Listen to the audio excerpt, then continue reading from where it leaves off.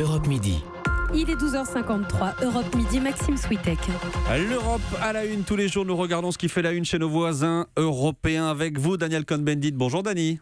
Bonjour Maxime. Dani, vous nous emmenez aujourd'hui à Okséni. Alors Okséni, c'est un petit village de Hongrie. Pourquoi est-ce que ce village se retrouve aujourd'hui en première page des journaux hongrois ? Eh bien, à Okséni vit Zoltán Fanivesi. Il est prof d'histoire, mais il est aussi hôtelier. Il possède une petite pension.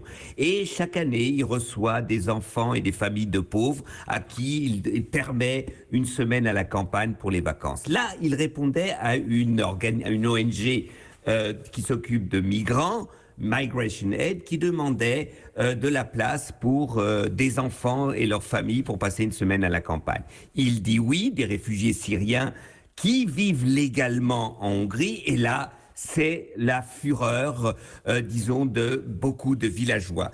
Ils ont un argument très simple. Arrivent d'abord des enfants de réfugiés, puis leurs parents, puis des jeunes, ce sont des violeurs, puis d'autres jeunes, ce seront des terroristes. On n'en veut pas.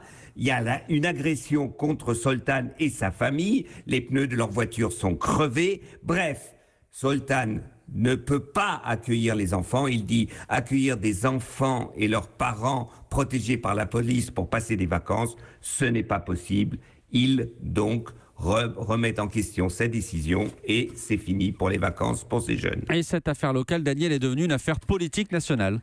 Alors, d'un côté, vous avez Viktor Orban, qui n'en rate pas une parce qu'il y a des élections aussi dans un an. Il veut récupérer toutes les voix de droite et d'extrême droite. Donc, il a soutenu les villageois. Les villageois, dans une démocratie, ont le droit de dire d'une manière très nette et avec toute l'efficacité nécessaire ce qu'ils défendent, leur position. Il accepte la violence de villageois pour refuser des réfugiés, ce qui a créé alors un débat énorme dans toute la Hongrie. Et justement, tous les dirigeants hongrois sont allés dans le même sens ?